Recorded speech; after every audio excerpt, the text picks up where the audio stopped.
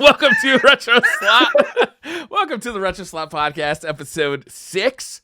The one where we talk all sorts of trash about all sorts of things, especially Home Alone. Especially Home Alone. It's bad. It's really bad. It is so bad. I can't wait to get into that conversation. We'll do that at the end of the show. But, I heard you're sick, Jay. How you been, man? A little sick. Mostly last week, family, like through Thanksgiving. Our Thanksgiving was like, everybody's like, how's your Thanksgiving? We're like, it was just another day, really. Like, it felt weird. We didn't go anywhere because we were sick. And my wife, bless her heart, she made shepherd's pie. Ooh. She was just like, we need to make something. And she wanted to make some other stuff too. And I wasn't really feeling up to helping. And the kids were just menacing everything because they were not feeling well. And so we had shepherd's pie. And it was tasty, and it was very relaxed. Shepherd's pie is, I don't know if other people have foods like this. Shepherd's pie is one of those foods that my mother cooked. My mother was a single mom, right? Mm-hmm. And it was one of those foods that she cooked so frequently, I became very sick of it as a child. Yeah. So now, like, to hear about shepherd's pie, I'm like, ooh, no thanks. Really? Yeah, no thanks. When was the last time you had shepherd's pie? I think my wife made it like a few years ago, and it was the first time since we'd been together that she made it, and I had to tell her, like, it's not that I don't like your shepherd's pie, it's just like one of those things, right? It's like, yeah, it's a funny thing. So no just turkey on Turkey Day, huh? Yeah, it's weird. That's a damn tragedy. I mean, who really likes turkey, though? Unless it's in gravy. I don't know. It's always so dry. Unless it's deep fried or something. I've never deep fried a turkey. It's one of those things that I'd really like to do. I've heard it's delicious. Yeah, it's really good. My stepdad and uncle have done it. Yeah, that was always my experience with turkey growing up as a kid. But my wife makes a damn good turkey. Like, it's moist and delicious. The gravy is a bonus, though. I'm never going to turn down gravy. Yeah. Obviously. So do you eat like the turkey by itself? You like cut up the turkey and you don't like dip it in like, you don't put a little bit of mashed potato on it or anything? I like to put a little bit of cranberry sauce on it. Okay. It kind of sweetens it a little bit. It's nice flavor, but I don't put it on every bite. It's kind of like, this bite will have a little cranberry sauce. This bite won't. It's a game time decision for each bite. Game time.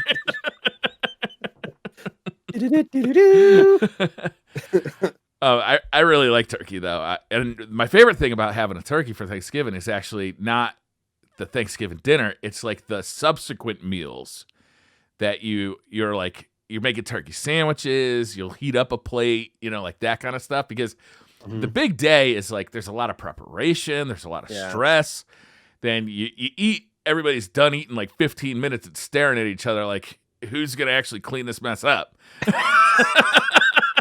Why couldn't we do it all in one pot? Yeah. Like, why are there so many pots? But once it's all cleaned up, like often like that night I'll go and make like a turkey sandwich. And then the subsequent days are all about like heating up plates of, Thanksgiving dinner. Cause it's not like a dinner that you get often. Right. It's kind of like abnormal. Like I don't eat a whole lot of stuffing. To be honest, I don't eat a lot of mashed potatoes or like turkey. Right. Like I mean, the mashed potatoes we had with shepherd's pie was the first time I've had mashed potatoes probably since last Thanksgiving. Yeah, I can see it. Yeah. And I'm lucky because my wife actually mashes the potatoes. Yeah. Normally when I have mashed potatoes these days, they come out of a box, that's like those flaked mashed potatoes. It's like snow. It's the stuff they use for fake snow. Yeah. In the Home Alone, actually, if you watch, this is kind of a foreshadowing. If you haven't watched the movies that made us yet, I should have told you to watch this, Briar. I've watched it. Yeah, I've seen it. Oh, the Home Alone episode where they talk about them making the fake snow. Yeah. They use potato flakes. Oh, really? And the problem is they started to go rancid.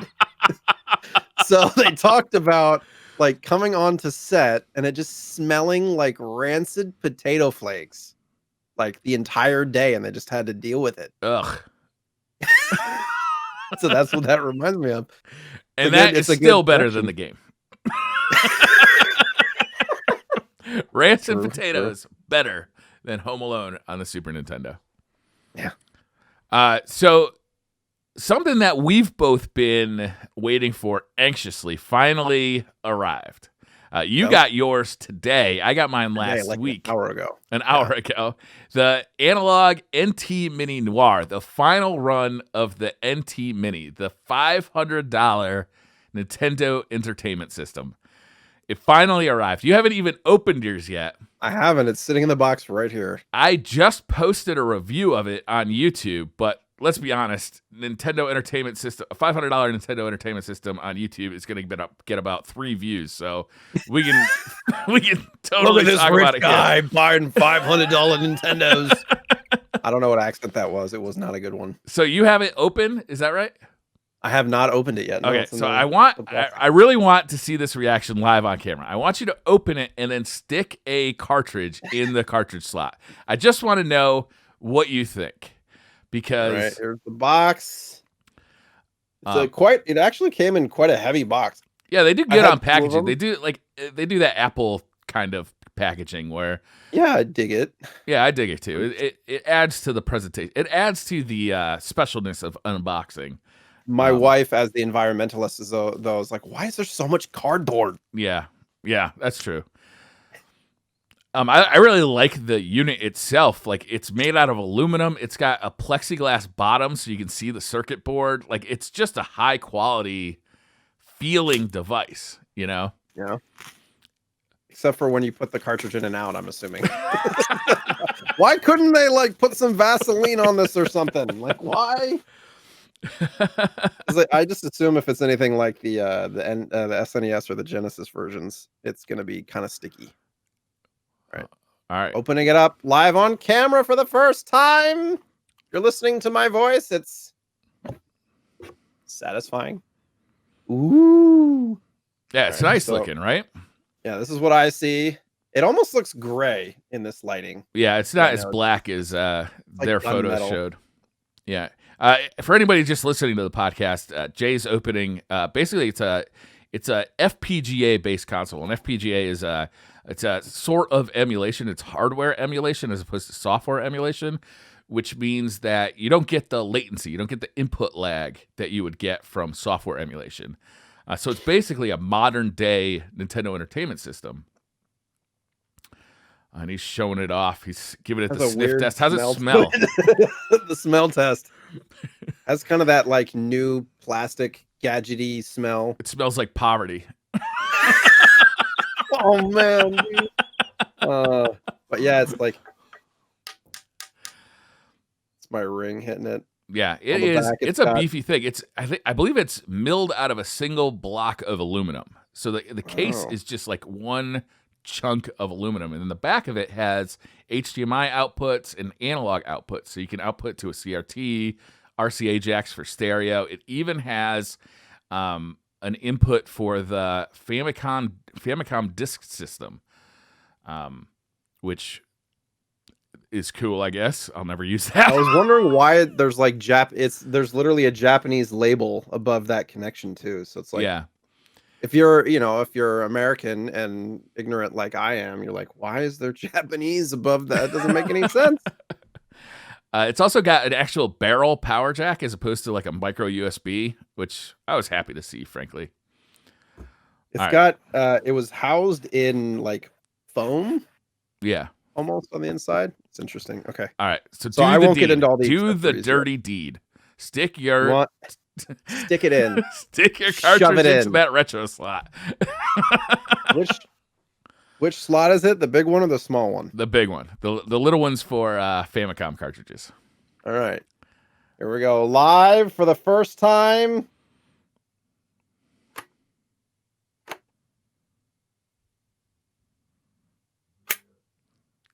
All right. Stick it back in. Stick it back in.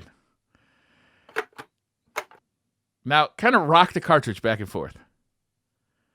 That seemed like a lot of play.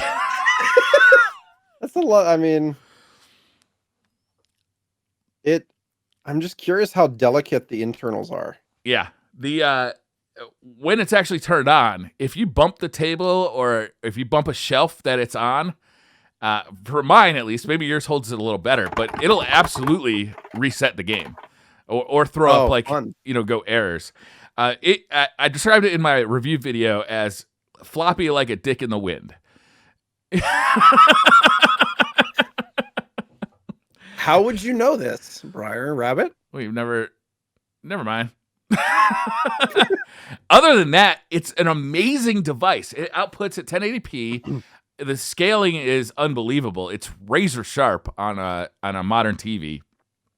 But man, that slot, like, to me, half of the joy of getting this device is the fact that you can play your Nintendo cartridges, right? You can actually use an NES cartridge, plug it in, but there is zero satisfaction and joy in plugging it into that console. You know what I mean? Mm-hmm. That is a problem to me because this thing is $500. If this thing was $180, I wouldn't be saying this. Does it work? Yeah, it works. But for $500, I expect it to be like a luxury item. You know, it's Right. the difference between buying like a $100 record player at Best Buy or like $1,000 record player at like the audio store. Right. You know, like I expect a certain level of detail and of just craftsmanship to come out of this thing. And man, I'm so disappointed by that slot. Yeah, I mean, like, you think about it, and like, what's the experience that you would want? You go to put the cartridge in, it feels like it's meant to go in there. It doesn't feel like you're forcing it, and it feels like, once it's in, it's like secure, it's not going anywhere, and when you bring it out, there's like a satisfying. Think about like the SNES when you hit the eject button. It's a little bit clunky, but it's like that you're supposed to pull it out. But to be honest, like, think about all the Nintendo systems. Like, I don't know if they were doing it true to form, but if you pull a cartridge out of any Nintendo system, it does not feel good. No? Like NES, SNES, N64, it all feels like you're scraping them, and Yeah, but none of them. like somehow it's more forgivable because I feel like Nintendo was making toys. You know what I mean? I mean, what is this in its essential form? I honestly think it's like they were trying to make something beautiful that sits on your, in your living room, on your TV stand below your 77-inch plasma display or OLED display, and it looks beautiful on its own, whether it's playing a video game or not. That's why it's milled out of aluminum. That's why they went through the detail work of putting a clear bottom so you could see the circuit board. Like, that's why it costs $500. There's no reason for that thing to be made out of aluminum other than that it's just luxurious to do that, right? Like, Right. And Analogue doesn't really do that anymore. They make plastic consoles now. The NT or the Super NT, the Mega SG, the Duo, the Pocket are all affordable, much lower priced. They're around $200. They're made out of plastic, high quality plastic, but plastic. It's a legacy of what Analogue used to think customers want, but like it's just, I don't know, it's weird, man. It's weird. Yeah, I worry a little bit about sticking some expensive carts in there to play a little bit. Yeah. I mean, it doesn't feel like it's damaging the cart. I'd be a little worried about my game saves though. Like if you bump it or something. Like I had it on my desk, and you know how like the arms of your chair, when you get out of your chair, sometimes they'll hit the desk because it raises up. Mm-hmm. Like definitely, like games were erroring out if that happened when it was on my desk. How long did you test it? I've been playing it pretty religiously for a week now. As long as you don't touch it, it's fine. Yeah, just don't touch it. Unfortunately, the power button is on the back. And the other thing is, it comes with an awesome controller, which is a $35 controller, but it's an awesome controller. It's this 8-bit Do N30 2.4G, so it's wireless, but it's got very low latency. It feels and looks a lot like an NES controller, but it's got, instead of 2 buttons, it's got 4 buttons, and the top 2 buttons are turbo buttons, right? They just are duplicates of the A and B, but they're turbo buttons, which is really useful. However, it comes with this transceiver that you plug into it into the front of the Analogue NT Mini. How can I not remember how to say this? Noir, thank you. You plug it into the controller port right in the front, and it powers that transceiver constantly because you can actually press select and A, and it will power up the console from your wireless controller, which is awesome. However, it's got a blinking light that continues to blink for 24 hours a day. It doesn't matter if you're watching a movie. It doesn't matter if you are not even paying attention. It's always blinking. It's like a VCR clock that's never been set. Just blinking away forever. Doesn't the SNES and Genesis ones do the same thing too? I don't know, to be honest with you. I thought they just turned off when you turned off the console. I can... Oh, I don't have that plugged in. I have Genesis one. I just turned on and I just turned off. Nope, it's not blinking. Yeah. Interesting. But I gotta say, like, as far as playing games on it, it is stupendous. The games look so good. So good. I mean, really, I think it's the best option for playing, cartridge games, right? It costs. Right. You got to pay for the privilege. You got to pay to play. But man, it looks stupendous. 1080p video. You can resize you can scale it any direction you want. It's got oh God, what's it called? I can't remember the term for it right now, but it interpolation. So what it does is it blurs the edges of the pixels just a hair. Not so much that you can see it, but just a hair, so that when you're scrolling, it doesn't shimmer at all. It just looks like it should. It's a gorgeous output. And then it does analog and HDMI. So you're like, no matter what you connect it to, you're ready to go. Right. Yeah, I mean, I'm excited to try it out. My wife's excited to play Disney Magic Kingdom on it. So it's like, I can play it on the... do that now. I just got a OLED TV for the office. I got one of those 48-inch OLED TVs for like my main display right here in front of me.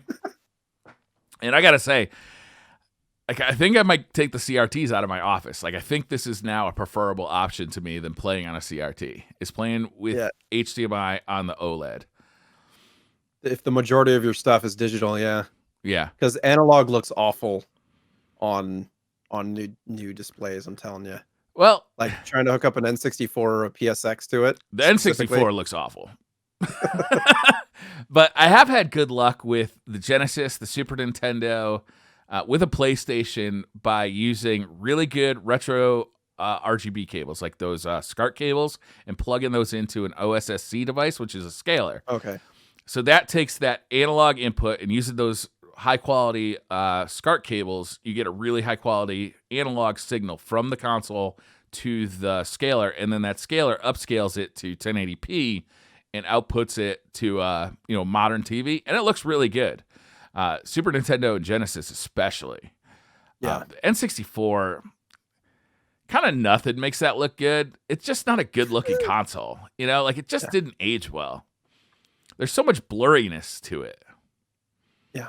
Polygons and blurriness, you can't see 5 feet in front of you. Yeah. For a lot of games, like trying to go back and play Mario Kart 64, it's like, I don't know where I'm going. I'm just going by feel at this point. Yeah. But even for me, the SNES and Genesis using like S-video cables looks pretty good. Yeah. I have an old plasma here, and it doesn't look bad, but the N64 is just horrible. Yeah. But you're talking about OLED displays and stuff, and I'm sitting here like, yeah, I love my $300 TCL. It's great. Yeah. Like, my systems are more expensive than the TV. I can't, like, my son broke our last TV. Unfortunately, it was like a $300 TCL. So I was like, well, lasted 2 years. If it was a $2,000 TV, I would have been like, mother. Looking into adoption. Like what really is that all about? Yeah. We the reason I actually upgraded was there was two reasons. There was the new consoles were coming out, which supported 120 FPS at 60 or 120 FPS at 4K, and I kind of wanted to be able to see that. And really, there's not a whole lot of monitor options available, or none actually. So, and I'm also really spoiled because we have an OLED in the living room that we watch like movies and stuff on, and I'll game on when I'm not streaming. But also, my eyes are not great anymore. So looking at small things very close up actually gives me a headache fairly quickly. So having a TV that's now about 5 feet away feels pretty good. There was a dick joke there that we glossed over. It's fine. Oh, I'm sorry to miss it. Small things that give you a headache to look at. Yeah. Doesn't watching movies and stuff on the like 120 hertz seem weird? Because I've seen movies on TVs that do that, and I'm like, this doesn't look right. Like, Yeah, you it got to doesn't turn have all that shit off. Yeah, this quote unquote cinema experience is gone because it's like this just looks like I'm looking at it from my back window. It's very bizarre. Yeah, 60 FPS or 120 FPS for video, like live motion kind of stuff just looks wrong. Yeah. I think it's mostly just because it's what we're used to seeing. Yeah. But for video games, it's awesome. Playing Demon's Souls at 60 FPS at 4K is it's really wild. And then, I don't know, are you a Ori and the Will of the Wisps guy? Have you ever played those games? I've watched it. It's beautiful, but I don't know if I have the patience for it. Play it. Go ahead. No, that's it. Oh, the new one, is it Will of the Wisps? That was the first one, right? Or in the Blind Forest. And Blind Forest was the first one. Will of the Wisps was the second one. So they updated that on the Xbox to take advantage of 4K 120 hertz, and it's goddamn marvelous. It's a sight to see. Do you not have like a 120 or 144 hertz monitor? I do. I have a 1440p 165 hertz monitor, and then I also have a 240 hertz 1080p monitor. But 4K, man. They have monitors that do it, but they're pretty expensive. 4K, 144 or 120 or whatever. I don't want to leave any of my P's or my K's behind. You need all of them. I need all of them. Dropping them. Dropping them out of your pants. The problem is that monitors right now, there's no monitors. Last time I checked, which was a couple of weeks ago, there were no monitors on the market that offered HDMI 2.1 support. Okay. So you can technically get 4K 120 hertz out of a PC using DisplayPort. But you can't get it out of HDMI. And there's limits to what it'll do with 4K 120 hertz on DisplayPort too. Like it lowers the colors somehow. I'm not positive on the science there. So I'm curious then with my setup, because I run through HDMI to my monitor for like capture cards and stuff for consoles. Yeah. So I'm curious if it'll mess with the hertz, the refresh rate or anything. I'll have to test that. If what will? Like running the Series X and stuff through capture card and then into the monitor. Oh. Yeah, probably not, because you're going to be running 1080p mainly, right? I have a 2K monitor, so I guess it's not 4K. Oh, you have 1440p? Yeah. Yeah. So the PlayStation doesn't support that resolution at all, so you'll be playing at 1080p. And the Xbox, which does support it, there shouldn't be a problem running that over HDMI. Gotcha. Yeah, I haven't looked into that, so it's good that you know that. Yeah. So do we have any news for the week? Well, other than the mini Noir, Noir. There's just a few things. Yeah, Noir. Capcom, and I put a link in the notes. Capcom's releasing a mini arcade system called the Retro Station. It's coming out in Japan today, actually, for around $210. It looks like a little mini, like 1970s arcade system. It's really kind of interesting. Really? But the weird thing is, like, the games that they're including it are like it's Mega Man and Street Fighter games. But the Mega Man games that they're including, they're not like 1 through 6 or anything. It's like Mega Man Soccer and a bunch of other kind of more obscure Mega Man games. Or actually Mega Man X, I guess Mega Man 1 and 2, Mega Man Soccer, Mega Man and Bass. And then it has like a couple of the Street Fighter 2 editions and stuff. I don't understand why it's $200. Yeah, it doesn't look like it's $200, does it? It's got a monitor built in. That's probably why. Yeah, but it's how big? Do you get a sense for how big this thing is? Like, is that a full size joystick? And like, is that an arcade No, layout? I think it's like it's a small form factor because it's like the second edition to their kind of tabletop. It's literally called a micro console.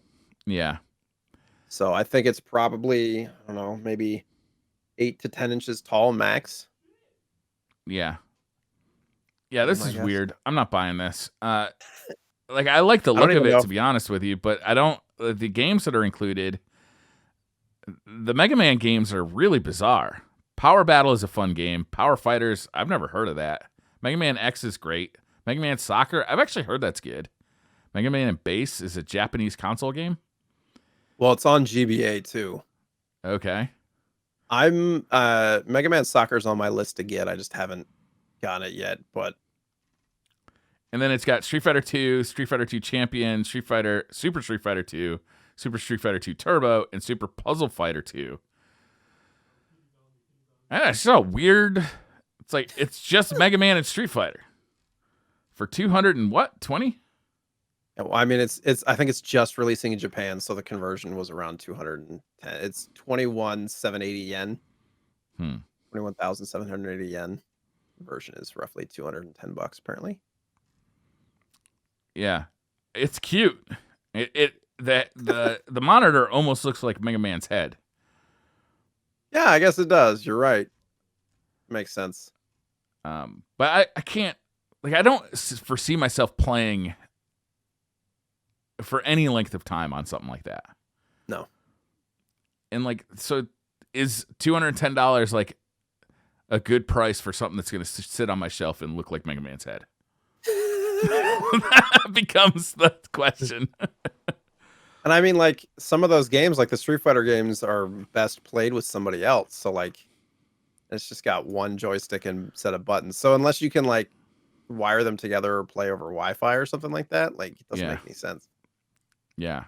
I like the thing that they offered last year, which was like a big arcade stick. It was 2 arcade sticks on like one big kind of unit, and the base unit was the word Capcom. Like, it was shaped like the word Capcom. Did you see that? I think I remember seeing it because it was like was it like a Bluetooth controller kind of thing? I think it had an Or you- HDMI jack, and you just plug the thing right into your TV, and I you could didn't see play a that. bunch of Capcom games like on this side by side 2 arcade sticks. Like, that thing looked cool. It never came out in the US for some reason. People seem to like it, and I think you could load more games on it as well. I'm sure. How expensive was that? Do you I remember? think it was a similar price point.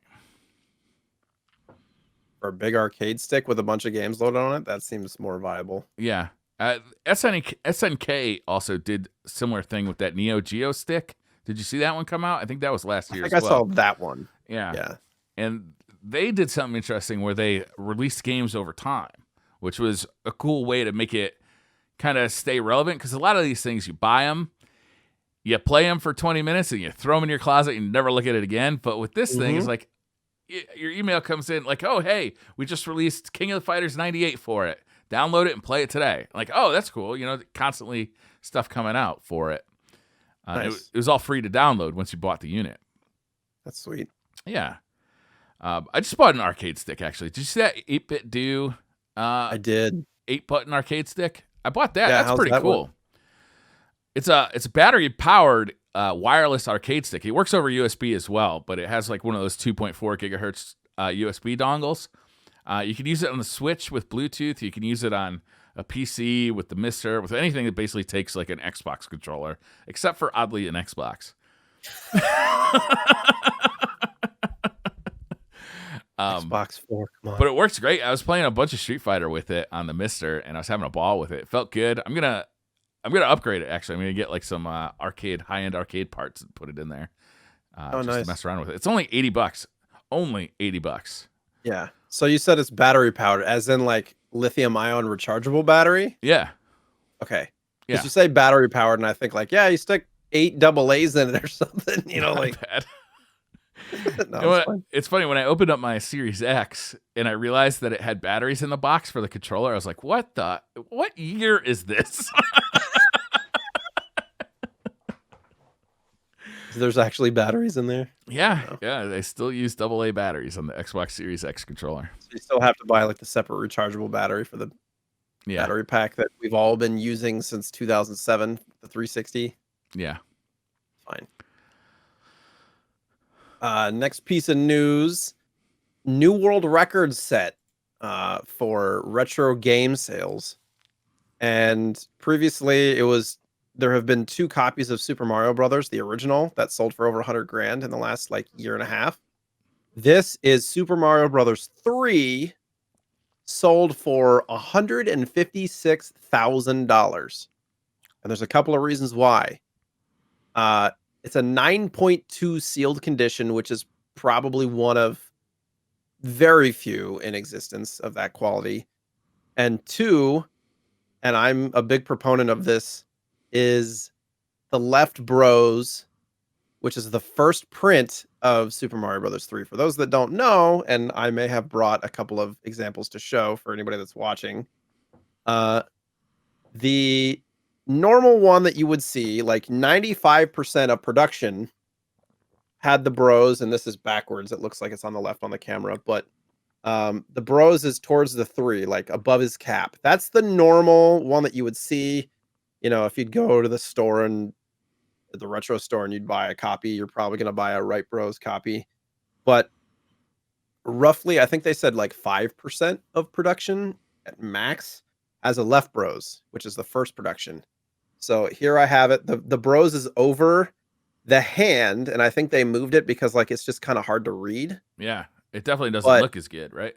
yeah, this is not a $156,000 copy. This is a used copy, but uh yeah, it's over his hand. It doesn't look great. So the cart actually and the manual both are on have the Bros on the left. Like Oh, it's all it matchy makes matchy. sense.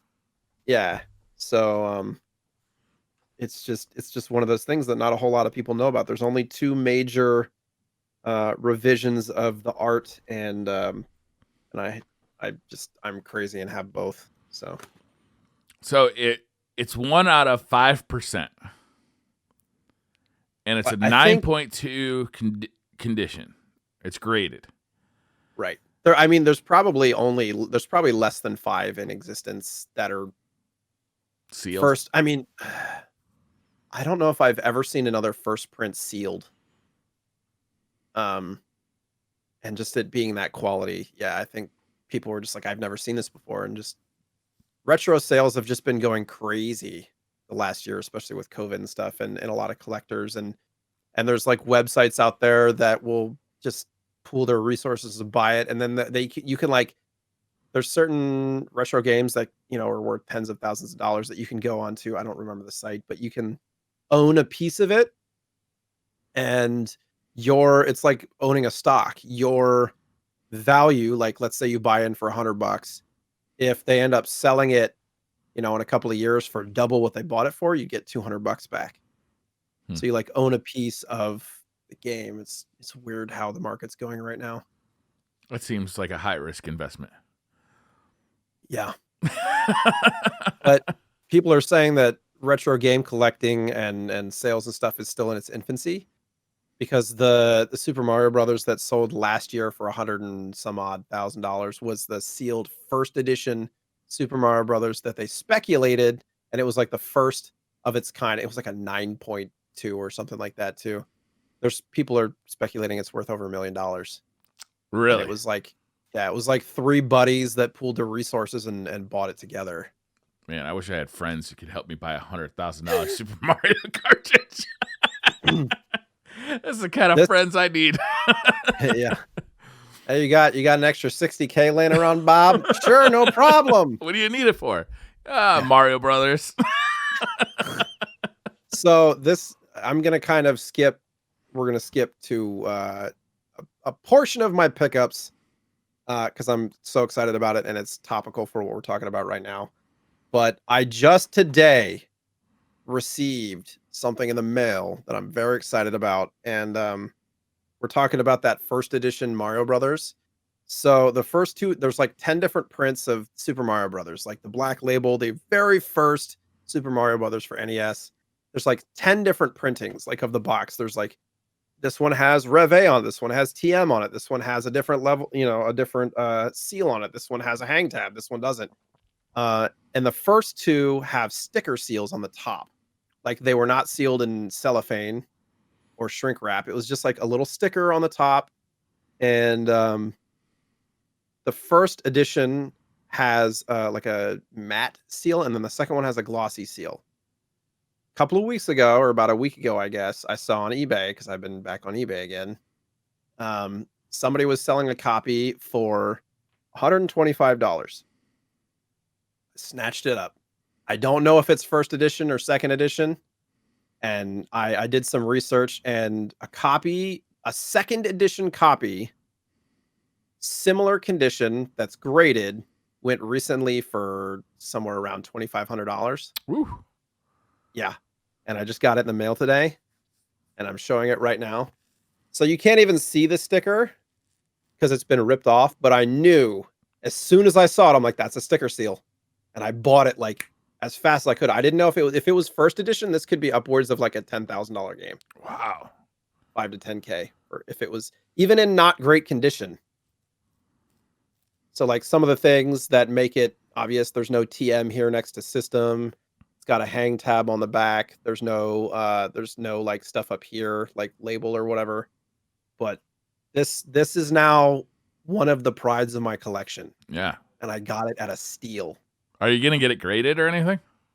I'm thinking about it. I'm hoping to get, I really want to get a first edition at some point. I was hoping this was, but you can't really even see the sticker except for a tiny piece, but I saw gloss, and that's either from the box itself or from the sticker. So I'm just going to assume it's a second edition.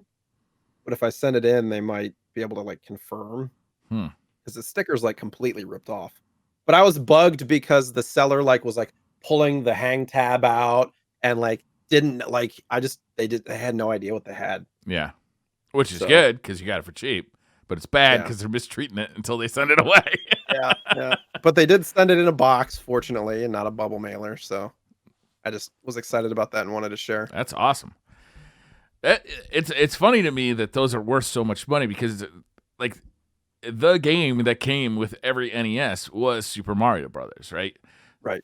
But it does make sense, because who would have bought Super Mario Brothers separately? Because everybody got it with their NES. So of course it's going to be rare to see a box copy. It makes sense. It's just it's so bizarre that like it almost makes more sense that Mario 3, like a sealed copy of Mario 3, would be like more expensive, but of course it's going to be less rare than a sealed copy of Mario, like the first one. It's crazy. The first edition, the reason it goes for crazy money is because they only made like around 5,000 copies total, the ones with the matte stickers on them, and it was like a limited release in New York. Yeah, like this was not a nationwide release or anything. And so the story of the one that sold last year was like some guy basically bought it and stuck it in a closet for 30 years, Yeah. Just crazy. Yeah. It makes you want to just like everything you get, just put it in a box and but everybody's doing that now. It's tough when something's selling millions of copies. It's kind of tough, especially with discs. Yeah. There's a really interesting video. Do you know Modern Vintage Gamer, YouTuber? I do not. I think you've mentioned him before. He did a really cool video about the Xbox Series X. So for $20, you can buy a developer license from Microsoft and be able to load any software you want on a Series X or a Series S. And one of the things that's available to load is emulators for other consoles, like the PlayStation 2. And it turns out the Xbox Series S is an excellent emulator for anything from a Nintendo Entertainment System to a PlayStation 2. It's like the way he described it, and he would know, he was actually very big he was one of the developers of emulators for the original Xbox. And he was pretty surprised with the early state of the development, how well it runs, emulated games.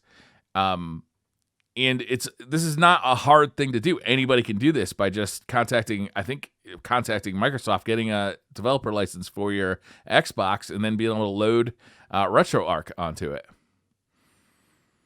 Weird. Why wouldn't Microsoft allow that? That's interesting. I don't know.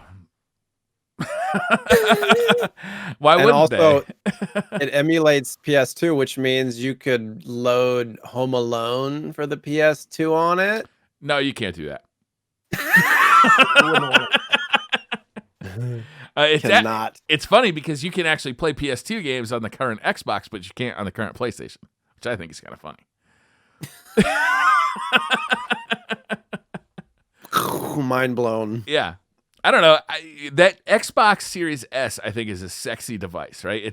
There's something about it that just looks very cool, like with the offset fan grill and like the white with the black. There's something about it that just looks very nice. And man, when I saw that, I was like, this might actually spur me to pick one of those up, just as an emulation station for the living room, right?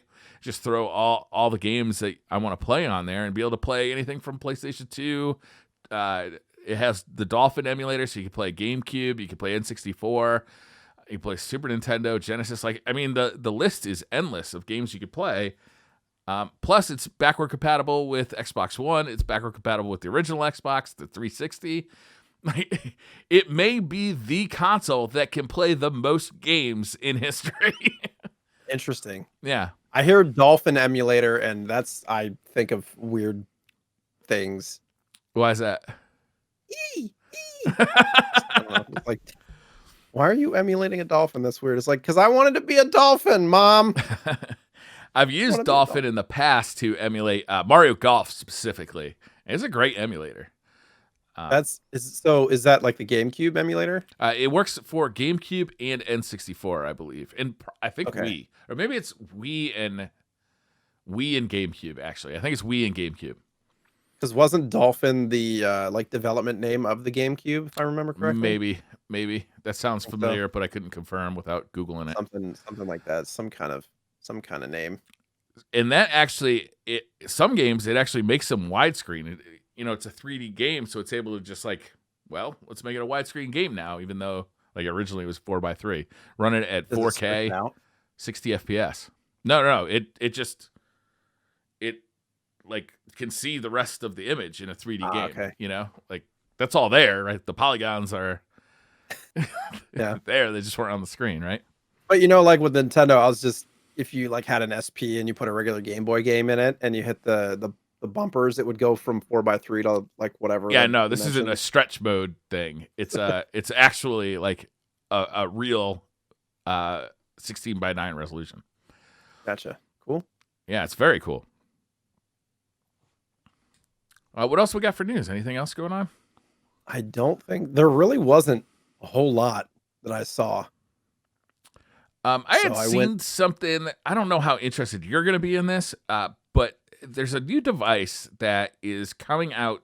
They're saying it's going to come out mid-December, and it's going to have a very small run of only 275 units, but it's called the GBSC. And what it is it's a hardware scaler. So a hardware scaler, basically what you do is you plug your analog devices, like a Genesis or a PlayStation, into this thing using analog hookups, component, S-Video, RGB, SCART, whatever you have, even VGA, it'll take as an input. So for the Dreamcast, that would work great. And then it converts that over to digital and scales it 3 times, 4 times to make it really razor sharp on a modern display, and obviously HDMI to work with a modern display. A lot of devices do this. The RetroTink is very good at doing this. The OSSC is very good at doing this. But what this specific device solves is the Chrono Trigger problem. Whereas with the PlayStation or with any game that switches between resolutions during the game, like for instance with Resident Evil 2, the game is running at one resolution, but the menu is running at a higher resolution. I think the game runs at 240p, but the menu runs at 480i. And what that does is it causes most devices like the OSSC to have to like, oh, I'm seeing something different here. I've got I got to figure out what signal I'm being sent, figure out how to scale that properly, and then send it out to the TV so you get like a blank screen. And the GBSC doesn't do that. It is able to continuously send the signal through, even through resolution switches. So games like Die Hard Arcade or Resident Evil 2 or Chrono Trigger are much more playable with a device like this on modern TVs. So it's really interesting. They say it's going to be about somewhere between $100 and $150. And it's going to be a super limited run, but they're releasing the plans so that other people can make them in the future. I mean, it kind of looks, and this is not me trying to like talk trash, but it kind of looks like it was homemade. Oh yeah, 100%. It's got like, it's got like open circuitry, and it's got those like plastic posts that you would find in like homemade electronic builds and stuff. Yeah, it totally looks like that. A very similar look to the OSSC, to the early RetroTink. RetroTinks now have like a plastic case around them, but the early RetroTinks kind of look like this. It's totally like makers made this. This is not like a mass-produced nice thing with a beautiful aluminum casing and a clear kind of plexiglass bottom so you can see the circuit board underneath. Like it's not that. The pictures of the unit are kind of blurry themselves too, actually, on this website. Like if you look at, I don't. It's a pretty cool thing. They stress that it's not like a reference quality thing. So like you're not gonna get like reference quality colors. But what you can do is get every frame without having like skips when the game you're playing is switching between resolutions. So it's a pretty intriguing device. I mean, it seems really cool for those that just kind of want a more stable solution for the kind of stuff that you are running with. I mean, can it pretty much replace the system that you have then? The OSSC? Yeah. Yeah. It's a direct replacement for the scaler that I use. So like in my setup, where this goes is that I have the original consoles. Like imagine a Super Nintendo.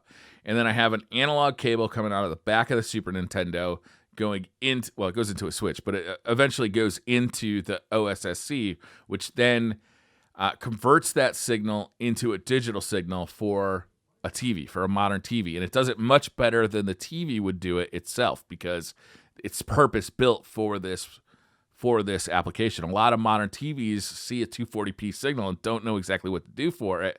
And if they do, they often add a ton of lag to the display. So what these devices like an OSSC or like this GBSC do is they do this without lag. They do it very quickly, and they also can de-interlace content, which is very good for PlayStation 2 people. Like if you like to play PlayStation 2 games, you'll be familiar with de-interlacers. And interlaced video looks real shitty on new TVs. Real bad.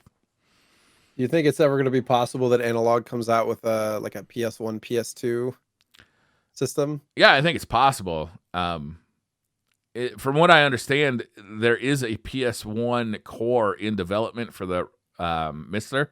So if it's available, if it's possible on the Mister, it's possible from Analogue. I think the biggest hurdle with the 32-bit systems is just the amount of time and work it takes to map out all of those transistors so that you can then program the FPGA to, emulate them. Is TurboGrafx 16-bit? Yeah. Yeah. Some people even think it's 8-bit. Depends on who you ask, how salty they are. Like what it's supposed to be versus what it actually feels like. Fuck you, mate. That TurboGrafx is only 8 bits. He's going overseas for that one. Yeah. Speaking of the TurboGrafx, there's no real new news on that, but this talking with you and all the Analogue stuff has opened up my wheelhouse and my eyeballs to looking at TurboGrafx and PC Engine stuff that I had never really thought about. Yeah. and literally tomorrow in the mail from a seller that I'm gonna. Actually, I don't know if I'm gonna. No, I'll talk about this person a little bit today, but I have a PC Engine Duo Japanese version in box. I believe it's region free. In box, complete in like mint condition, arriving tomorrow. Nice. So there's actually so many versions of that console. I cannot like visually figure out what you're talking about. Is it black? Is it? It's got if No, it's it's Duo, it's got the gray. CD, so it's gray. Is it? Gray. Does it come in a suitcase or is it one unit all together? What do you mean a suitcase? So some of them, it was 2 units that you put into this kind of suitcase device. What is it called specifically again? I'll send it to you so you can look at it right now. Okay. I guess my question is, it's in the Twitter DM. I don't know. I guess I don't even know for sure if it runs TurboGrafx games now that I think about it. Oh, this one's sexy.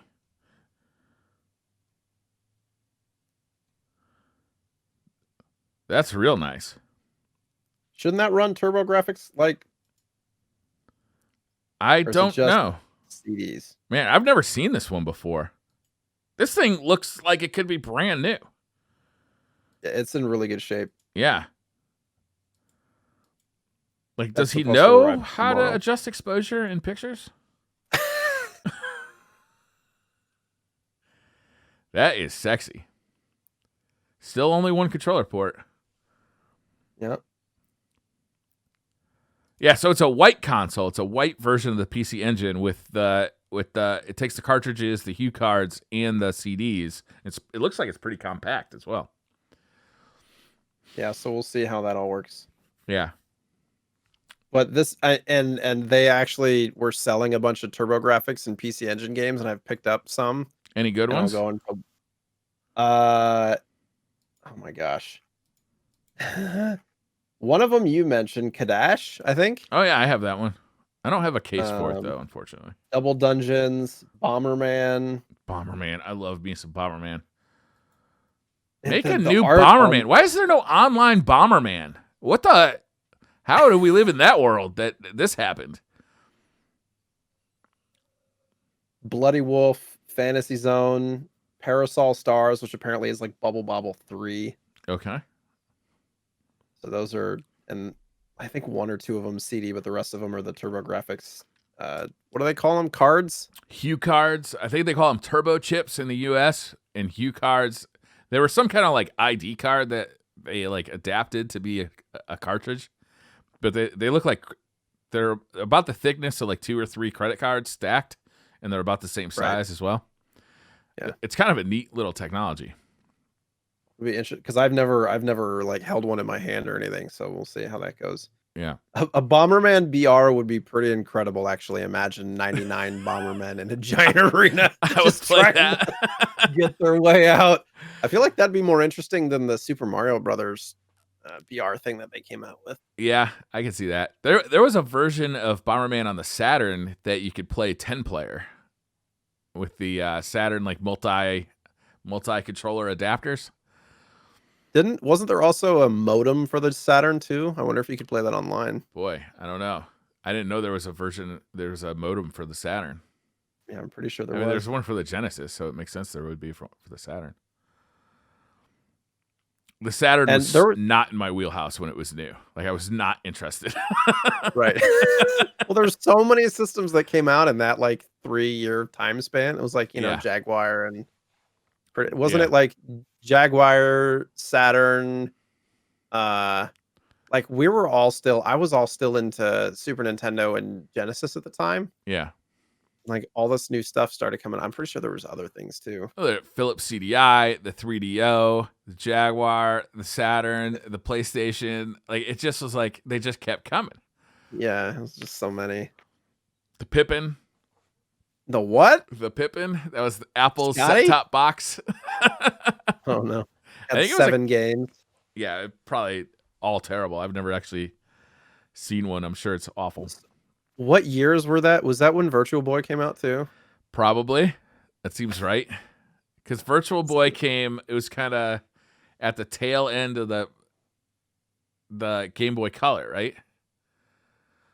I'm looking at it. Oh, that's no fun. 95, See, as soon as you 95. Google something, it's like, oh, the conversation's just over. Sorry. 95? Nope, 95. It was a 95. I see it. It's 95. The worst thing that ever happened was allowing the internet at a bar. Like, it just was. It just What was ruined that all the one fun. thing that happened? Like, bets get settled now. It's super weird. Well, good thing for us. We can't go to bars anymore. So Yeah, that's true. I gotta say, it's been kind of a fun couple of weeks for retro stuff. Getting the NT Mini, that's something I've really been looking forward to ever since. Yeah. They announced it in March, right? We paid for these things in March of last year, wasn't it? No, it was 2020. Was it this year? Okay, Yeah, so they actually delivered in less than a year. Yeah, and then it was supposed to come out in the summer, but then they put out this notice like, well, it's delayed, but we're putting a more powerful FPGA in it, and it's going to have interpolation. So that was a big deal. But then people were mad because they didn't announce that when the pre-orders were up. Did our second round of pre-orders ever go up for it? I think they did, right? Yeah, I think they did. Yeah. Well, actually, that one, like, I remember the pre-orders being open for like a week at least. Yeah, it was open for I was a long telling time. people, I was like, if you want it, you got to get it because they're going to be going on eBay for, I was thinking 1,000. They're not that much. They're going for like 700 now, but they will be. Yeah, wait a couple of years when everybody's not thinking about it.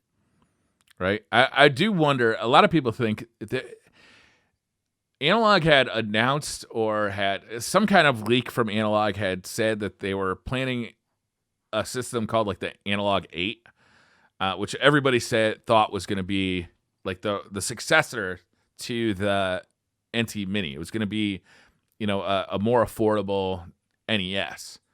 Right.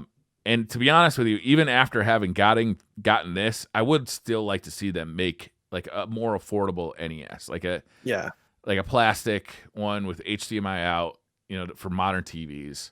A better cartridge slot, please. Probably not going to get that, but yeah, cheaper. Yeah. Yeah, it's so weird. Interesting week. Yeah. There was one more thing that I found intriguing that I didn't put on the list. It was Sega talked about kind of the arc of their, their systems, and I didn't watch the whole video, but talked about how, Sega loved naming stuff after planets and moons and kind of the space kind of aspect of it. And they showed this little portable that looked like a Game Gear, but it was never released. It looked like the SG-1000. It was kind of that grayish color, but it had a form factor of a Game Gear, but it was smaller. And Wasn't it has a never prototype for the Nomad? Something like that, yeah. It had never been shown before. Yeah. I think it was before the Game Gear came out, though. Really? I could have sworn it was a prototype for the Nomad. Let me Google it. See, now it's all over. Googling stuff. And now you're Googling stuff. You know what? I'm not Googling it. I'm not doing it. I'm keeping my information to myself, Google. You're not stealing my info We're just today. Gonna make shit up, man. I'm just going to make it up. We'll just be incorrect. Have you ever seen a Sega Nomad? Yes. Very boxy. Yeah, they are pretty boxy and not particularly comfortable to play on. But back in the day, that was pretty amazing to have a full powered console in the palm of your hands. It played like real ass Sega Genesis cartridges. And was there a backlight on it? Yeah. It ate through batteries too, like crazy. The Game Gear ate through batteries. The Nomad was, no joke. I never got one. I've always kind of had my eye out for one, but I don't think they sold particularly well at the time. So I don't think there's a whole lot of them out there. I don't think the screen was very good either. Well, the way that things are going now, there's probably a version of it that has an upgraded screen. Somebody put like an IPv2 in it or whatever, like they do with the Game Boys. Yeah. in the same vein, I've always had my eye out on the Superboy, Yeah. the SNES version. It's like it looks like a big SNES controller, but you can put like full size SNES games in it. Yeah. Like imagine being at the airport or something playing on that, and people just being like, "What on earth?" Yeah. They still sell those new, right? They're like $100. Probably, yeah. I don't know if it has a backlight on it though. It's got to. It has to. It's a new thing. Like you can't get away with having a new screen that doesn't have a backlight. Well, it's been around for like what, at least a decade, right? Still. So is the iPhone.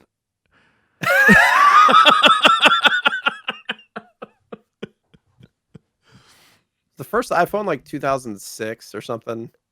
Yeah, around there, I would say. I'm not positive of the Something like exact year, but I think it's right around there.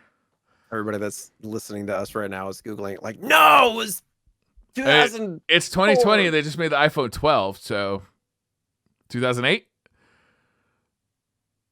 Probably. Is that numbering actually work? I think they might have skipped a couple of numbers. Apple likes to do that. So does Microsoft, actually. Microsoft Xbox 4. Yeah. XS Series 7. Right. They should have called it the Xbox 9. That's where, because there was no Windows 9. So they went from Windows 8 to Windows 20, 10. You know? Yeah. 4 times better than the PS4. 4 times better. So, what else did you get for pickups this week? Or do you want to do Home Alone first? Which one do you want to do? It's up to you. Let's get it over with. Let's tear it off like a Band-Aid. Let's get Home Alone. Did you play any Home Alone? I didn't, but I watched a heck lot of it. Yeah. Well, that's probably preferable. And it was actually like Friday or Saturday. I was sick, so I didn't like stream or anything, but I was wanting to feel like I was doing something, so I did some organizing and cleaning and found some stuff to take to the game store that was on their list to trade in and stuff. And I have like this bin of games out in the garage, and it's all like just kind of the toss away games. Either they're not in great condition or they're only worth like $1 or $2. And I actually, because I didn't think that I had Home Alone, so I was like looking for the last couple of weeks for like a decent complete copy, but they're more than I want to spend, really. Like, you know, even at $30. Wait, but I found it costs $30 to get a copy of Home Alone. Complete copy.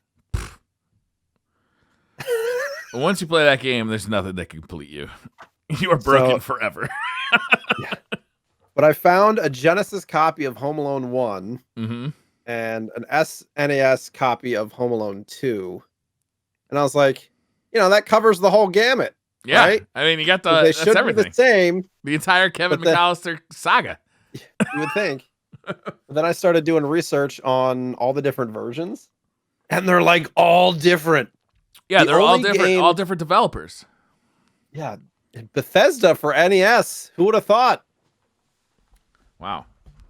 I would have thought that you know, like some of the games would have had parity, but the only systems that have any kind of similarity from system to system are the Sega systems. So I think Master System, Genesis, and Game Gear are the only ones, Home Alone 1 specifically, that have any kind of parity between them. Like, it's basically the same game, just kind of dumbed down for mobile or handheld. I happen to know, and don't ask me why I know this, but Home Alone 2 was actually Sega developed. Was Home Alone 1 Sega developed?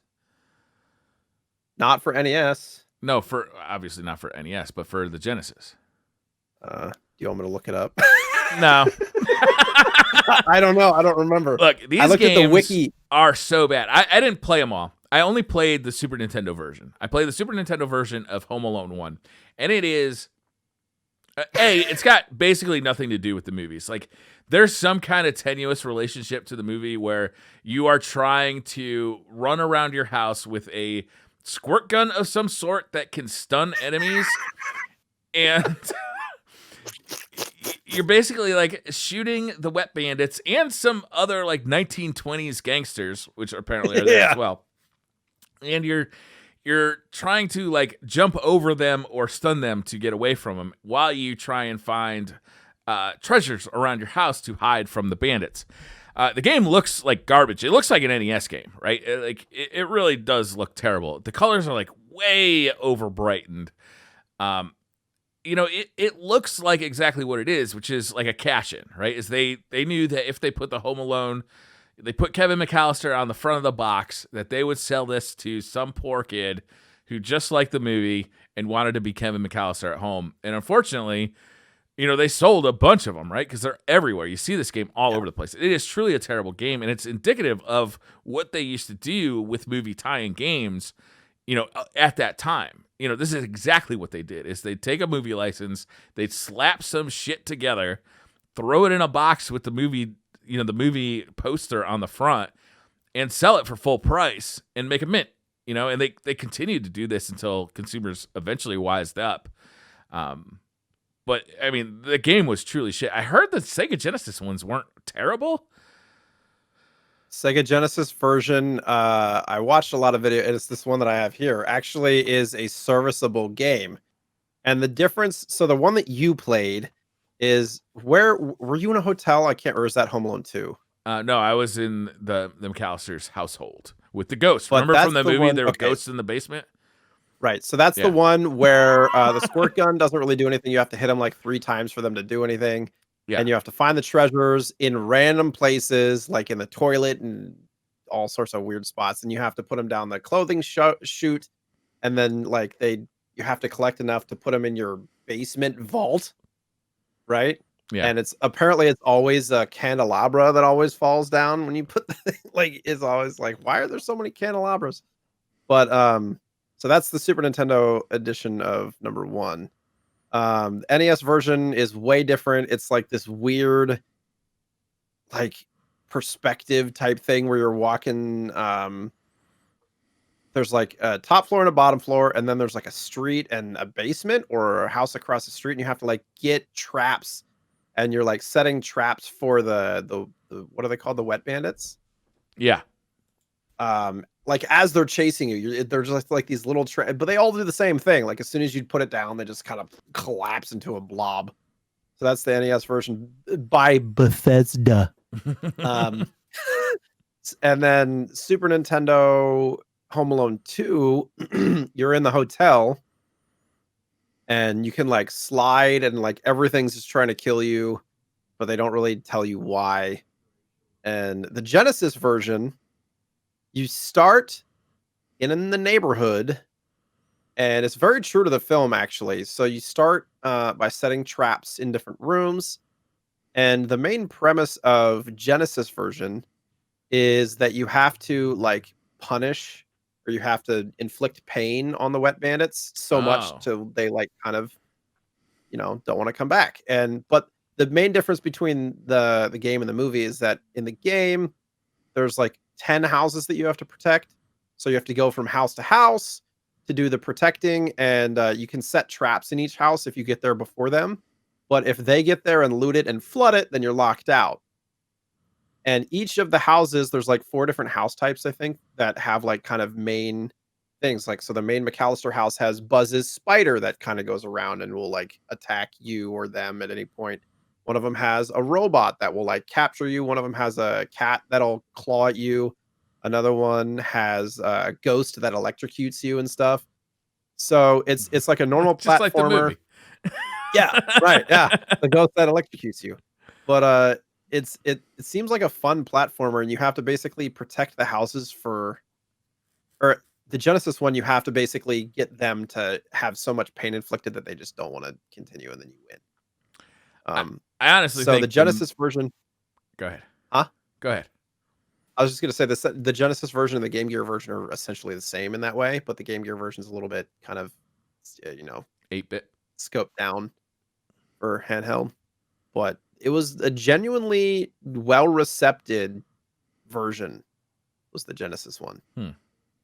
But even the Genesis version of Home Alone 2 was essentially the SNES version of Home Alone 2. It's terrible again. Oh, really? Oh, that's too bad. And then there's an Amiga version and an MS-DOS version, which MS-DOS was the game that I played, and it is completely different.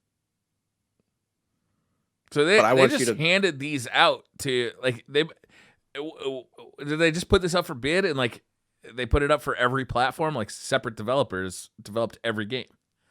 Probably. And they all did a I terrible mean, job except for Sega on the Genesis. who didn't want a game license for a multi-million-dollar movie? Right? But the DOS version that I played, and I literally, when we talked about doing this, this is what I had in my mind. In the PC version, it's fun. You have like an hour of game time to set 30 some odd traps, I think. Oh, see, this 35, makes 40 sense. traps. So you're in the house and you're setting a bunch of traps. You set like the spider and like you have the like flame thing for the doorknob. You have a bowling ball. You have like all this stuff, and you're setting them like around the house, like above door frames and stuff. And then once the timer's up, the wet bandits come, and there's like this little like graphic on the top part of the screen that kind of shows them like walking, and then if they hit a trap, they're like, "Oh God, oh geez," like so you can see them like getting hit by stuff, and you need each of them to get hit by 10 different traps, and you can like go down and you can like lure them into different traps and stuff, similar to the movie. But what I remember specifically as a kid, and I don't know how old, I must have been like, because if the movie came out in 96, then I was 11 at the time. So I was probably a 13-year-old playing this game. And I specifically remember setting the traps and then going and hiding in the treehouse and waiting and waiting. And then they would find me in the treehouse and then I was dead. I don't remember ever beating it. Mm-hmm. It sounds kind of like a tower defense game, almost like a cross between like Dungeon Keeper and tower defense. I mean, I had fun playing it. It was frustrating, but I had fun with it. Yeah. All games were frustrating back then. So that was the DOS version. No kidding. That sounds like the best version. Yeah, I mean, nobody in all the videos. So like, I researched a lot because there wasn't a lot of like tips that you didn't know about, or like fun facts you didn't know about the Home Alone games. Like there was none of that. So I went on YouTube and I was like, Home Alone games. Yeah. So like, but all the other games like Mega Man, when I Google that, you get this whole list of stuff that about development and whatnot. There's none of that. Couldn't find anything.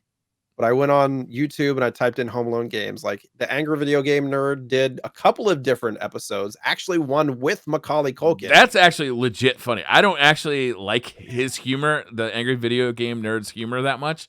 Like I really like his insights into games. Like I think he's actually a pretty smart guy. His humor just does not resonate with me at all. So I don't watch a lot of his videos. But that video with Macaulay Culkin playing a pizza boy was pretty damn funny. Like it was legitimately funny. Yeah. So I watched through that and gleaned a couple of pieces of information. And like again, none of these folks played the MS-DOS version, but they did play the PS2 version, which we'll talk about in a minute.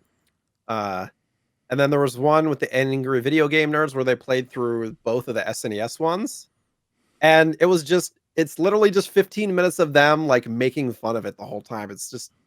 I was laughing, like legitimately chuckling at myself because, like the SNES version that you played with the 1920s gangsta. Yeah. The gangster guy, he's just like turning back and forth, like, where'd he go? There he is. Where'd he go? I see him. Where'd he go? There he is. And you just shoot him that with game the water was gun. Horrific. It was just so bad. How mad would you be if you were a kid? This was going to be your video game for, let's say, back then you get like 1 or 2 video games a year, right? So this could be the video game you play for the next 6 months, and you bring that pile of shit home. Oh, God, that would be heartbreaking. Macaulay Culkin was saying like, yeah, every kid wants a video game with their face on it, like, and this is what I got. That's what I got. So how far did you get in the game? I played it for, I think 20 minutes, and I felt like I wanted to quit because I was just not having any fun. And honestly, like I've got a brand new PlayStation 5 here. I've got a brand new Xbox Series X here. Like I've got so many options for playing great video games, and I'm sitting here playing this steaming pile. So I'm like, you know what? I'm going to quit. I'll come back to it in a couple of days. And this was like a week and a half ago, and I never went back to it. No motivation, right? I wanted to play the Genesis version because, I just wanted to, but didn't get around to it. Yeah. I died 1,000 times in Demon Souls instead. I'm curious if the Genesis version will be that much better for you. Maybe. I mean, it seems like it's a better game, but I've never played it, so I can't really speak to it. I'm not big on licensed games. They just have such a horrible reputation that when I see them, I tend to just avoid them. I mean, there are some good ones. We should pick one for the next episode, like pick a good one. Because there's Yeah. like the X-Men series, which had some good video games. Batman series had some good video games. Batman for the NES, I've always wanted to take a real shot at finishing that game. It's a hard fucking game. Yeah, but it's fun. I remember playing it on Game Boy. Yeah? Was the Game Boy version like the NES version? I think so. Just Yeah. like kind of a squashed down version of it. But then Yeah. there's also like Batman and Robin on Super NES, which is a very well acclaimed game. Is Beat 'em it? up types game, yeah. It's an expensive game. Yeah, I mean, X-Men would be a great one, I think. which X-Men is good? Like, we should play like the first one because I'm pretty sure there's a original X-Men for Genesis, and is there one for NES too? I can picture the Genesis. That game is good. You don't? No, I might have even had it when I was a kid, and to be that age and realize a game sucks, that must mean it really sucks. I swear I played an X-Men game back then and I thought it was great. Could it have been the Uncanny X-Men for NES? No, I've never played that. It was definitely on the Genesis. Well, I mean, like the one that I'm thinking of.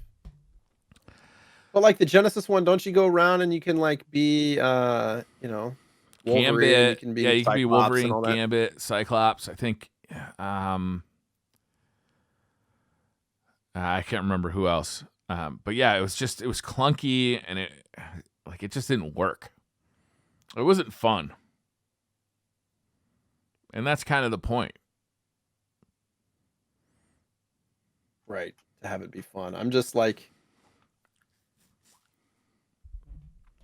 I think it was. okay. I think it was called the Uncanny X-Men on Genesis. That was the NES one, yeah. That was the NES one? Yeah. Yeah, I guess you're right. I'm looking at reviews and it's like not fun. Okay, well, try a different one. But let's see here. If there's anything that the Genesis version actually has a weapon crafting mechanic too. Yeah. Of Home Alone, which apparently was one of the first games to have like a weapon crafting system. But people were saying that it's not really necessary. But well, it's not necessary to play the game because I do kind of want to touch on the PS2 version, which I thought like there's a European only release of Home Alone in 2006. Did you 2006? Yeah, did you read anything about this? No. No? You should go to YouTube real quick. Yeah. And type in PS2 Home Alone. Okay. The cover art looks like it should be a Home Alone game, but the game itself is such a weird it's like I don't even know how to describe it. Like it's a middle school project for some kids. Like the art's terrible, the gameplay's terrible, it doesn't make any sense. It's top down. You're going around a garden, picking up stuff. The title of this video did not say Home Alone in it, there's nothing here that would indicate to me this is a Home Alone game. The Macaulay Culkin character is just some token blonde kid. Yeah, generic like kind of cartoon head. Actually the Wet Bandits sort of look like the Wet Bandits, but not really. Yeah, that looks terrible. It's just weird. But like why everybody's asking the same questions. Like, first of all, why did they come out with this in 2006? Yeah. Why is it only in Europe? Why is it not look like a Home Alone game? Do you think it was officially licensed? Or do you think they just maybe nobody will notice? I mean, it's been a long time, right? In Soviet Russia.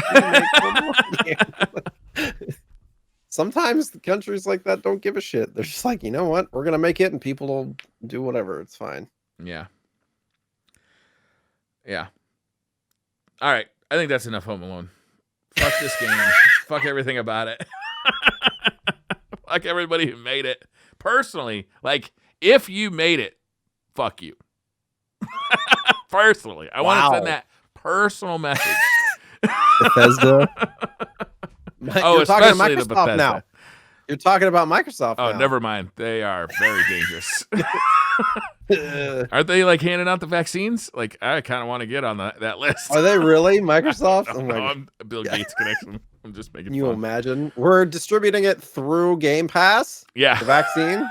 If you subscribe to Microsoft Office Plus for 12 months, you get higher up on the list to get the COVID vaccine.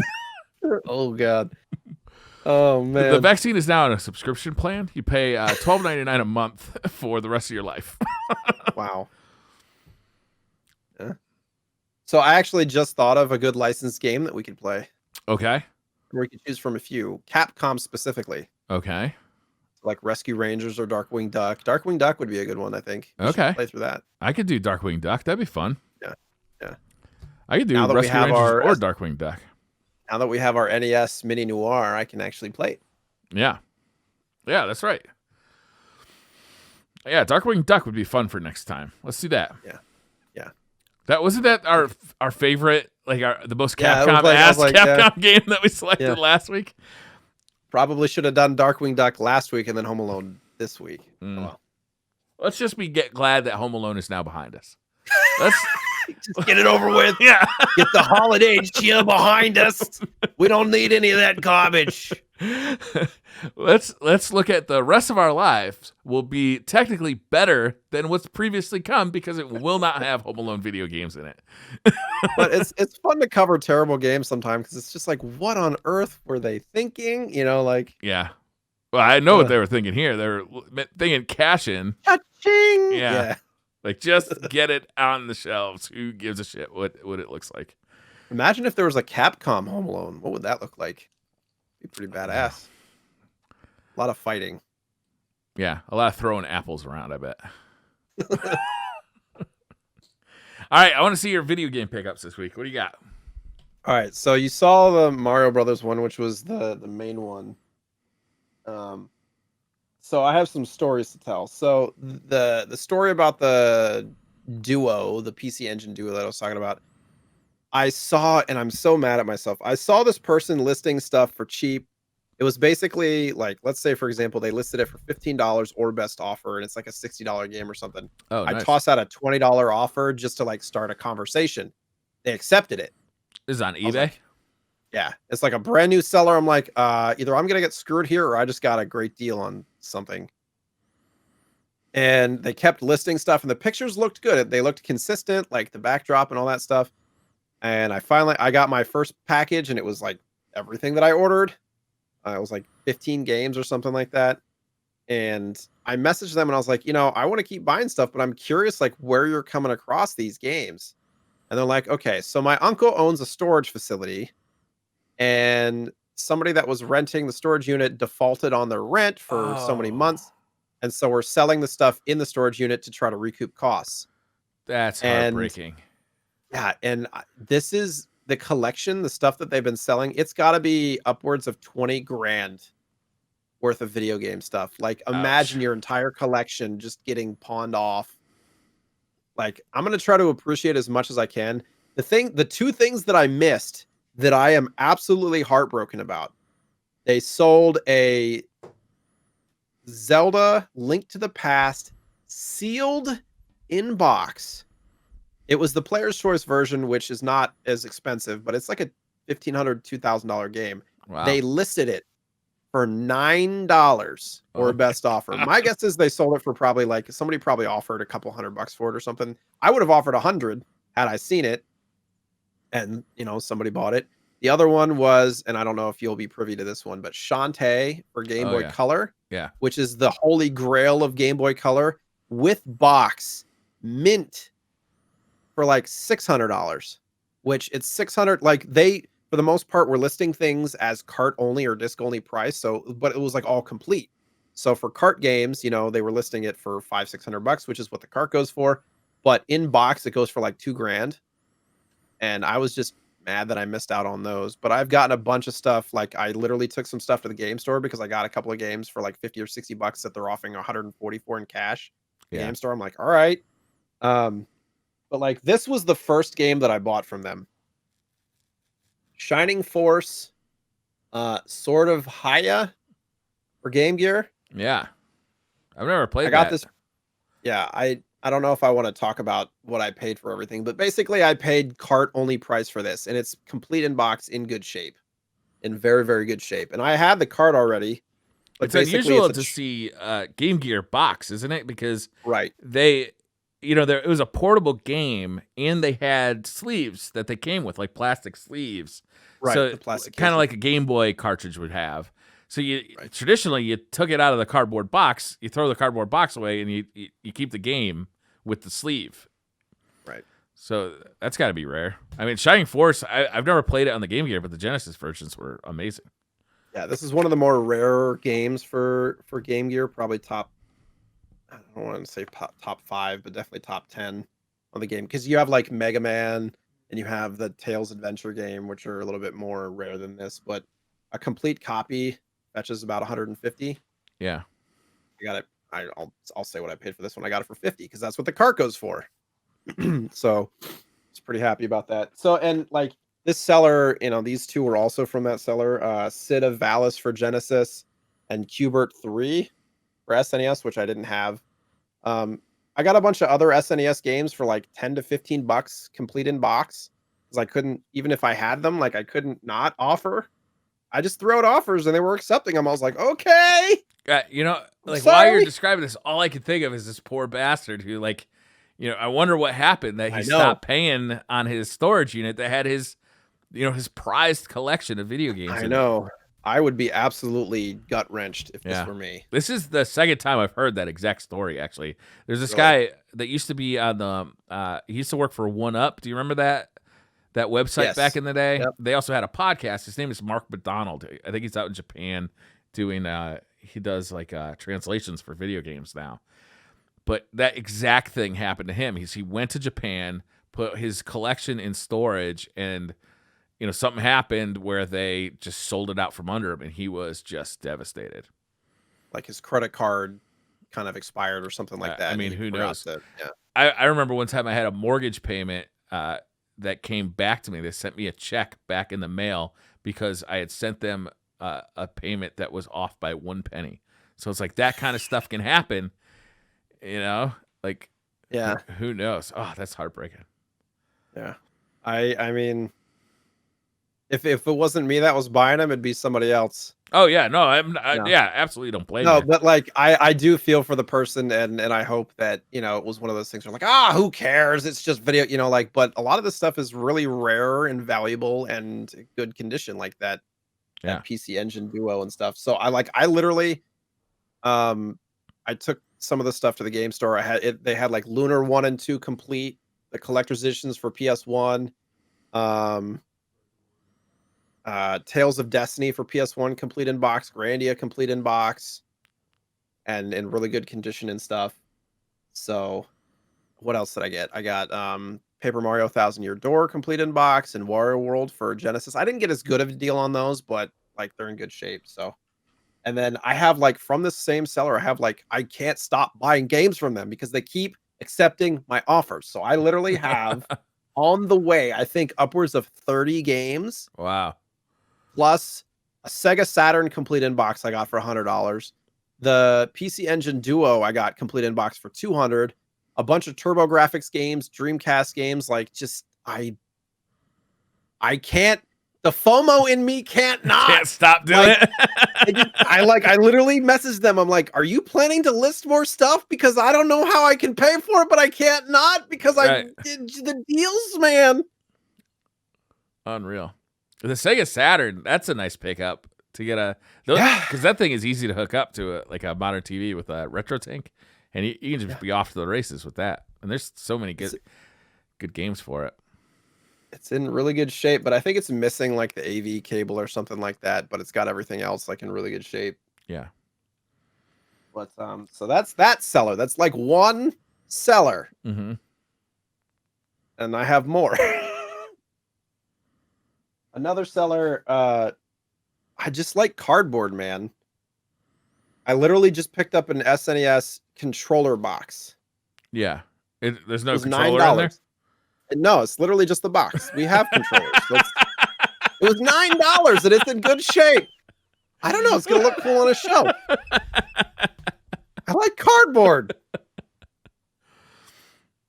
I have been So, I haven't looked lately, but I've been on a quest to kind of refurbish my Super Nintendo gamepad because it's really clapped out. Like it's really like the silicone in there, it just doesn't have any springiness left to it. It's just mush yeah. fest. And like I've bought several kits online from all over the place where they actually like they've remade that silicone to kind of bring the springiness back. And I have yet to find one that like really feels right. Like some of them feel like almost clicky, some of them like are no improvement at all. But actually, what I've heard is the best thing to do is actually to buy the Super Nintendo Switch controllers from Nintendo and tear it out of there, and it's like getting a brand new Super Nintendo controller. So I got to try that, but it's like $35 to get the controllers. I mean, if you're just doing it for the enjoyment of it at that point. Yeah. So this same seller is the box. I did the whole thing where I'm like, you got anything else? Like, yeah, I got an F-Zero box, I'll sell that to you for $8. It's mint condition. Castlevania Area of Sorrow. I spent $45 on this, but it's $100 box. So, and it might be in better condition than the one that I have to replace it. So I'll just like switch it out and sell the other one. Just cardboard, man. And then more cardboard. So the next story, and this is literally like one seller with some other things, and then I'm done. But the other story here is Goodwill. Sometimes they'll sell video game stuff, like rare retro game stuff, like on eBay or on their Goodwill site. A lot of times they're selling them either way more expensive than what they're worth, or like right around where market is. But sometimes you can get somebody who's listing something who just doesn't care. They're just like, just throw it in a lot. I don't care. Just $100. So I picked up a couple of lots here. Literally just cardboard. Again, cardboard and manuals and stuff. But in both lots that I got, one of the boxes out of the 9 paid for the entire lot as far as like what they're worth. And this one is something that I've been looking at. I literally have a specific eBay listing for Harvest Moon 64 box. Like I have a thing that I check in periodically. And I saw this Goodwill listing. It had like 9 N64 or 7, 8, 9 N64 boxes. And it happened to have a Harvest Moon 64 box in it. And the reason that I looked for this specifically is because I had the cart and manual already, and all I needed was the box. So again, this is $100 box, which paid for the entire lot. And so from this one box, they also had Zelda Ocarina of Time box, and I believe the manual's in here too, which this is like a $40 box. Smash Bros. 64 box in good condition. Super Mario Kart box in good condition. Gauntlet Legends box in good condition. Super Mario 64 box in good condition. So basically my plan, I'll probably keep Gauntlet Legends as well because I didn't have that one yet, but I already had all the other ones. So I'll just sell them and basically get the Harvest Moon box for free. That's usually what my plan is. Like, nice. This is over $100 right here. Like, that's fucking cardboard. So yeah, I mean, that's kind of how I've amassed my collection. Like, it sounds like a lot of money, but I sell stuff and make my money back and then get to keep what I want. Just in 7 years, that's how I've amassed everything. It just takes time. So the last box from Goodwill, similar situation.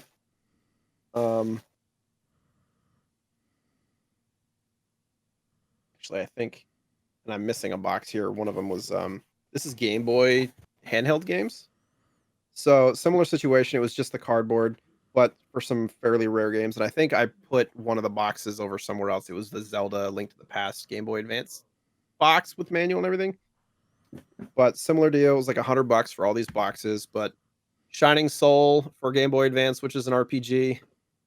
Advance Wars 2 box, which Advance Wars 2 and Advance Wars 1, both of these boxes I think are roughly $50, so these paid for the whole lot.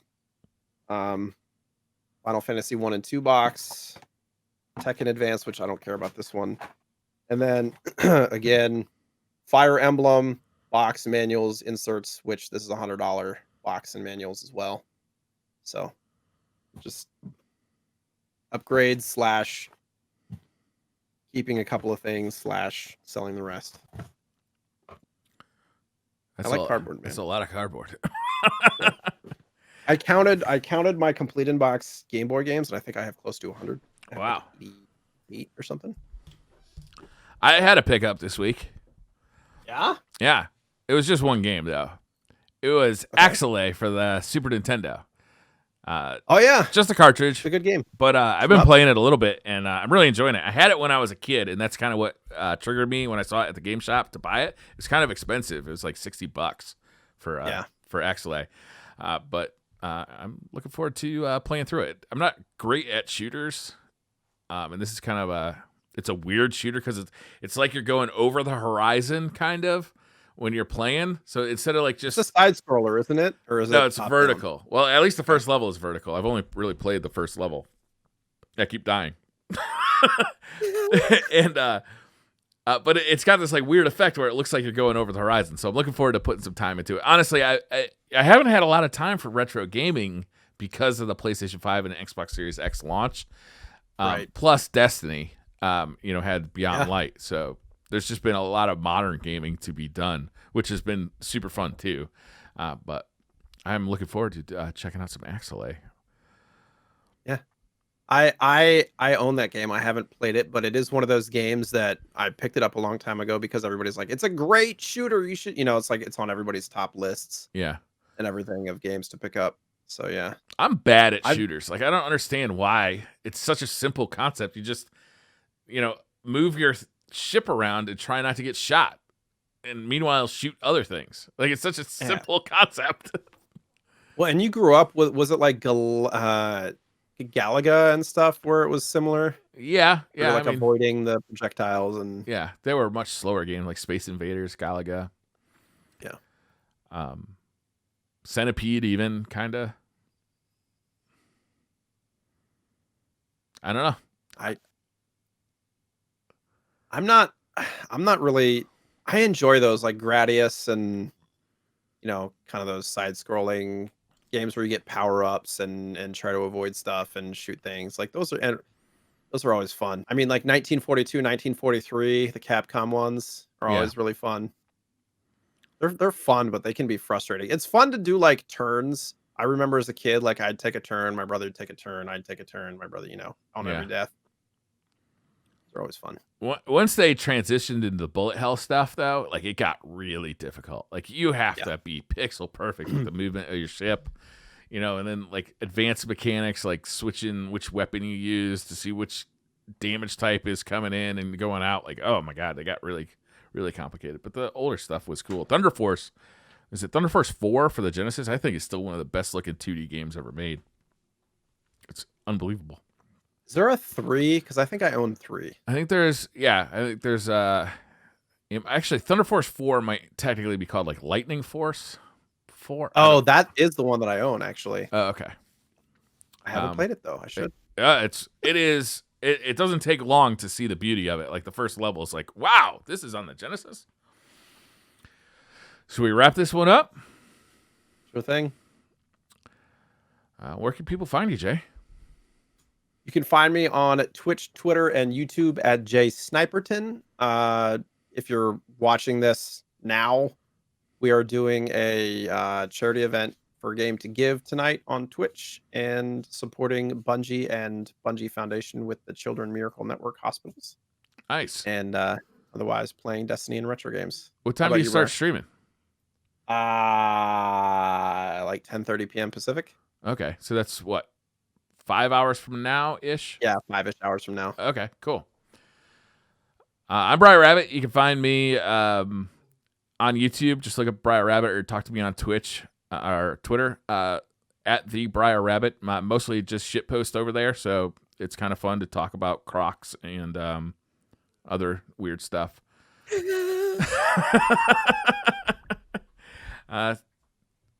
Also, check out some other DCP podcasts that you might enjoy. We do a Destiny-themed podcast, a Destiny community podcast. Also, Firing Range, which is basically a PvP-focused podcast for Destiny. And SideQuest, which is a podcast much like this, but about modern games instead of retro. Nice. Thank you all for watching or listening, depending on which one of those you're doing. And if you're not listening, like, what the fuck are you doing with your life that you're not listening to RetroSlot right now? Like, you didn't watch, you didn't listen, you don't call, you don't write. Really, think about your priorities. That's all I got to say. These are important times, man. Right? What could be more important? We're talking about Home Alone, the video game. Yeah. Next week, we're doing Darkwing Duck, or 2 weeks, Darkwing Duck. Darkwing Duck. So NES. Play along if you want to join in the conversation. And we'll see you next week, or we'll see you in 2 weeks. Bye, everybody. Bye.